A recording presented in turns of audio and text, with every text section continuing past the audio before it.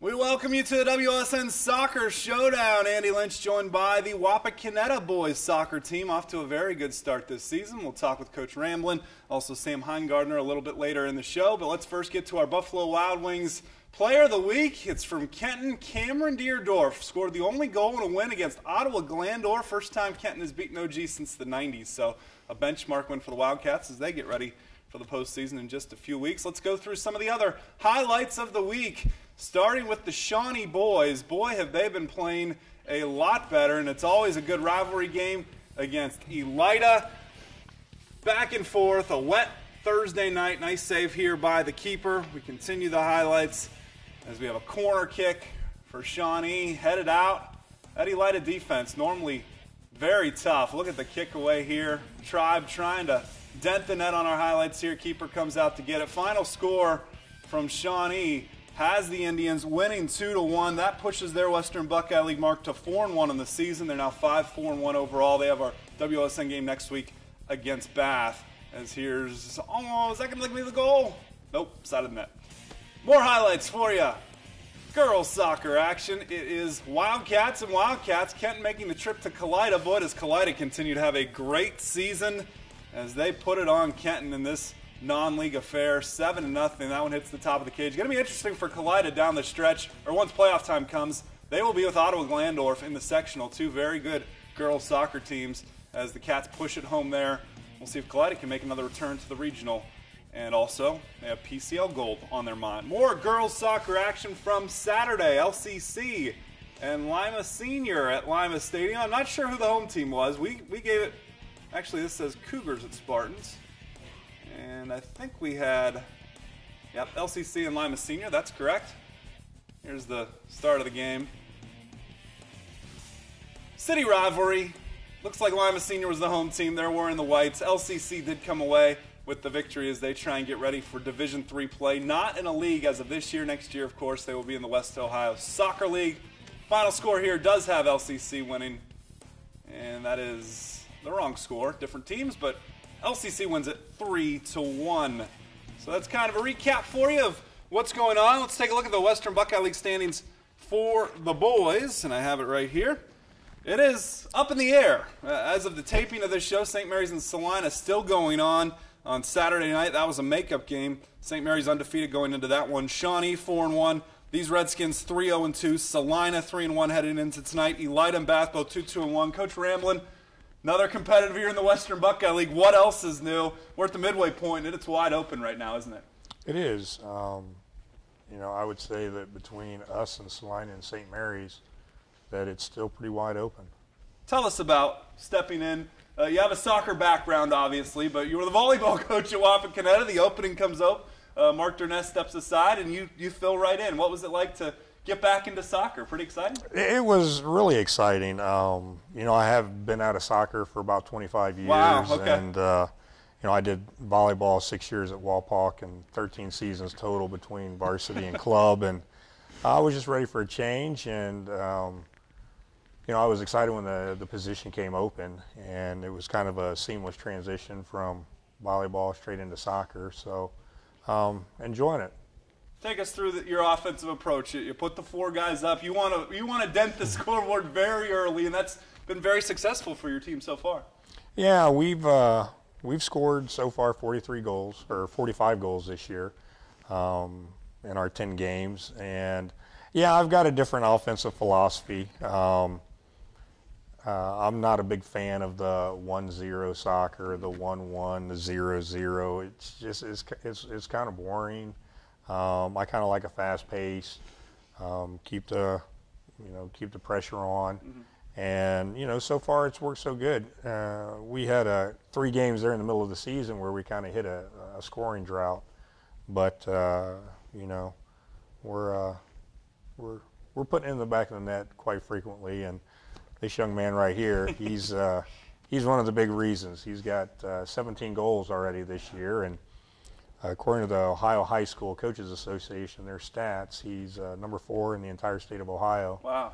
In goals scored, and he's number 1 in the Northwest District. Okay. So, and we've got a freshman, Alex Lousy, he's totaled 9 goals, this year, and he's, I think, 4th in Northwest District. So we have some players who can put the ball in the net, and we've got some speed up top. So, and we got a great defense in the back. So I'm not too worried about leaving, just 3 backs back there or 3 mids. They can handle it. Yeah, and we've only given up 11 goals all year, and 5 of those came against in one match in that back and forth match with Bluffton. Yep. So, our defense has done pretty good. Yeah, for soccer fans like yourself that like high-scoring soccer, that Bluffton game was one to watch. It was very exciting. It was. And, we've hit the 8 mark, scored 8 goals 3 times this year. And we like it's funny, the refs. The refs are they're the ones I think that it shocks the most because they're not used to all the running.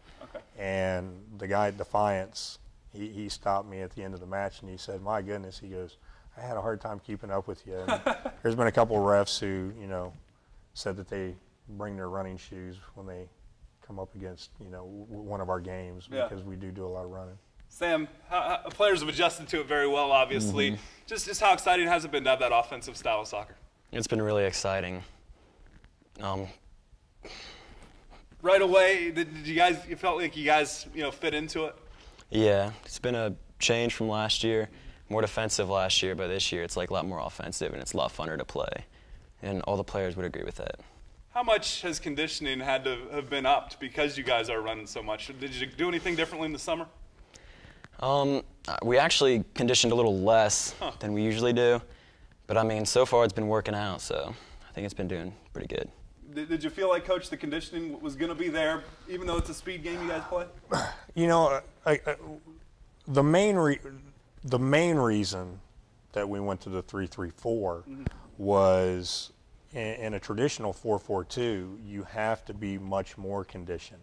Okay. Because the midfielders, they play defense, they play offense. So they're running everywhere. They're running everywhere. And in a traditional 4-4-2, like, in the Premier League or MLS, the 2 outside backs will also run all the way up and be a part of the offense. So you've got midfielders playing the entire field. You've got, your backs, your outside backs running the field as well. And we're not very deep.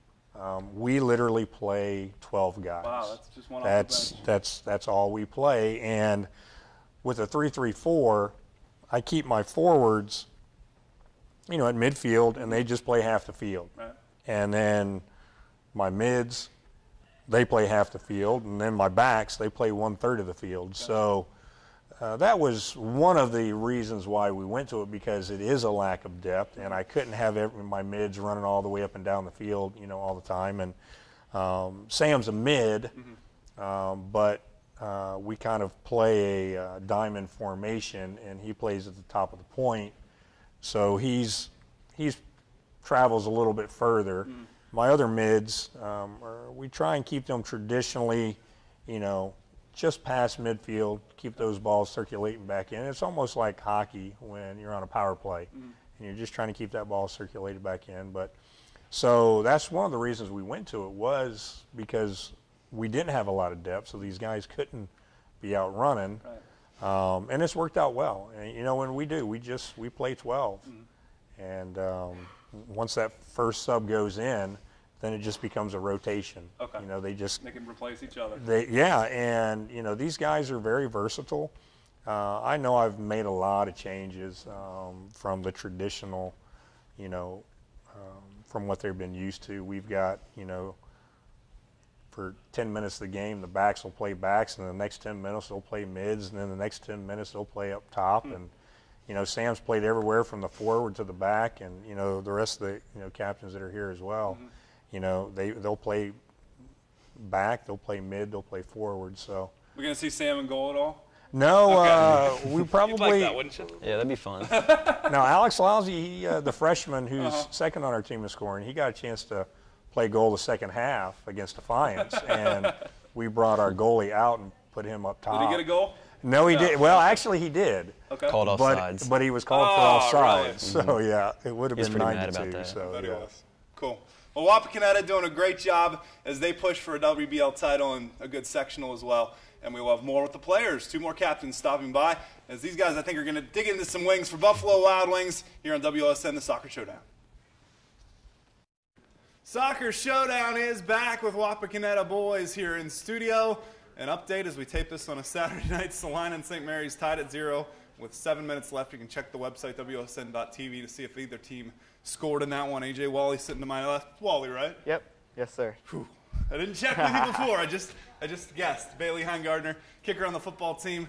Got hurt last year in the Sydney game. This week you take on Sydney. How has the rehab process gone? And now as a senior, has it kind of been renewed life that you're playing soccer when you were hurt? Yep, it's a little different this year now because unlike last year, I'm wearing an ankle brace now just to obviously keep it, sturdy and make sure that if I do happen to roll my ankle, you still have the protection of the ankle brace on there. Were you a little tentative your first couple games out on that ankle? Remember the injury, or were you able to go full go right away? I was able to go full go right away. Okay. It's not my first ankle injury, so I've been to the ring. I've had 2 same sprained ankles, and then obviously last year I got hurt. So I've kind of done it before. So you're a back for this Wapakoneta team. Coach said he does move guys around, but how has this defense changed for you personally? Well, obviously, we went from playing a 4-4-2 to a 3-back. So with our 3-back system, we kind of sit back a little bit because we don't have as much speed as most teams do. So we sit back a little bit and let them come to us, and then we got to, learn to put pressure on them. You prefer that type of style, a little more physical maybe? It's a little different. I like the 4-4-2, but, this is just as easy to play. Good. AJ, how's the transition been for you to the new offense and defense combined? Yeah, it's always a little different going to the new formation. I think, you came in and everybody questioned, a 3-3-4 is not traditional, and everybody questioned the new formation. But once he was able to buy everyone into the system, I think we prevailed. And, it's showing right now. Yeah. We have the most goals, one of the top leading goals in the state right now. So it's working pretty well. And did it help that it started right away? 5 goals against Kalida, a team that's normally locked down, very defensive. You guys had to get a lot of confidence from that. Oh, yeah, especially. Going into Kalida, we knew we have never actually beaten Kalida in school history before this year. And we came with the mindset that we could do anything. And we came out with that, just the win, and it was so instrumental in leading us in the season. Redskins 7-1-2 and still hoping for at least to share that Western Buckeye League title. How much do you guys think about it? You got OG this week. One step at a time, I'm sure, is the mindset. Yeah. In practice, Coach brings up all the time, we have to push that extra step into being able to get a share of that WBL title, or even to win it outright. But at the same time, I know we have to take it 1 game at a time.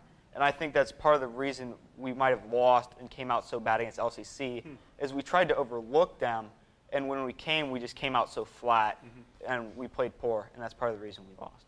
Bailey, after the regular season, you got sectionals right there at home, a little bit of a comfort, even though it's 5 other WBL teams coming in there, at least you know your home pitch. Yep. Yeah, but it's kind of nice having sectionals at home, just for the fact, like you said, it is at home. So we kind of know our field, we're used to running on our field. If we do have the chances of bad weather, which we normally do at the end of the year, we know snowing, right? we know how the fields play out. So, we have that advantage to all the other teams that we're going to end up playing. And once in a while, you guys go over to Harmon Field, don't you? Yep. Last year, we had a big rainstorm come through during sectionals, and they ended up playing one of the games of sectionals on turf. And that changes the dynamic of everything. Oh, yeah, a lot quicker. Interesting to see this offensive attack on that turf. We'll see if it happens with Wapakoneta boys 7-1-2 on the season to this point. Let's take a look at some games coming up this week, starting with Monday. Only boys game in the area, Ottoville against Temple Christian. Ottoville tries to stay unbeaten for the year. They do have 1 tie against Lehman Catholic that happened last Saturday. Bluffton and the LCC girls tangle, former NWC rivals. OG at Wapak girls and Bath at Shawnee girls, always a great rivalry. That's your Monday night of WBL action. Tuesday, it's the boys' turn. We told you about Wapak at OG. Titans coming off that WBL loss to Kenton, and the Wildcats will be at Elida. We'll have your WOSN game between Shawnee and Bath, always a great rivalry, and the track is in action with Finley and Lima Senior. Thursday, it is the ladies' turn again for WBL, so they have a 2-league game week. Bath at Salina is a huge one, or taking on Salina. I'm not sure where that one is at. Wapakoneta ladies will take on Elida up here in Allen County, and the Elida boys will face off with Kalida. Always a good regional rivalry, as well as OG and Bluffton. Finally, on Saturday, Elida and Lima Senior boys getting together, and the Spartans over 500 for the season at 5-4-1 after beating Marion Harding on Saturday. So been a good season for Lima Senior. Bluffton at Riverdale, both teams having very fine seasons. St. Mary's at Fort Jennings, and the LCC and Elida girls will tangle once again, 2 teams with playoff aspirations as well. We thank you for joining us on our WOSN Soccer Showdown. We're going to chow it down on some Buffalo Wild Wings with the Wapakoneta boys here on WOSN.